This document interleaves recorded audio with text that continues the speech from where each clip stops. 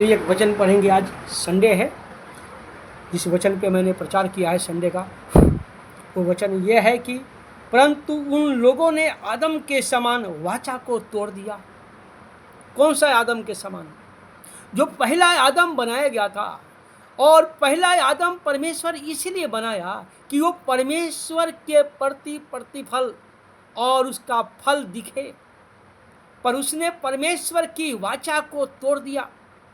जिस परमेश्वर ने उस आदम की बगीचा में उसे हालेलुया आदम को रखा था कि रात दिन उसकी महिमा करे।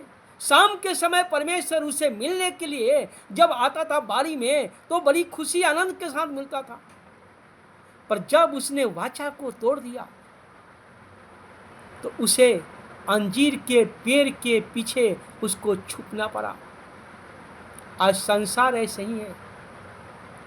अपनी गुनाह को, अपने पाप को इंसान पीछे छुपाकर और ढीठ से कहता है कौन परमेश्वर है और कहाँ का परमेश्वर है।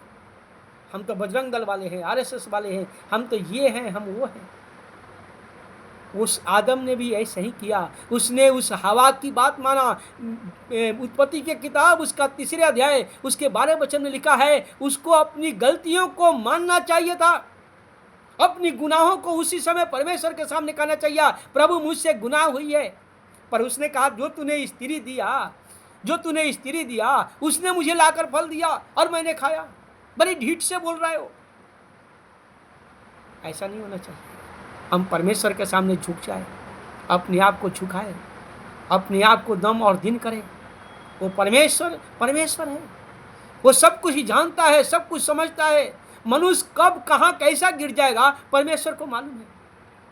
मनुष्य की पतंग कब कहाँ कैसा हो जाएगा परमेश्वर को मालूम है। इसलिए परमेश्वर के सामने ढिठाई से नहीं बल्कि नम और दिन होकर कहे कि प्रभु मैंने गलती किया है, मैंने गुनाह किया है, आप मेरे गुनाहों से मुझे बचा लें। पर आज आदम और क्या कहता है कि हमने कोई गुनाह नहीं किया, हमने कोई पाप नहीं किया। तूने जो स्त्री दिया उसने मुझे ला कर दिया, इसलिए मैंने खाया। आदम को उसी समय अपनी गलतियों को एहसास होना चाहिए और बोलना चाहिए कि प्रभु मुझसे गलती हुई है। उस स्त्री से नहीं, मुझसे गलती हुई है।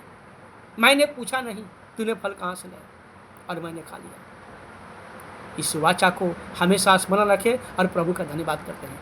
Thank you. God bless you.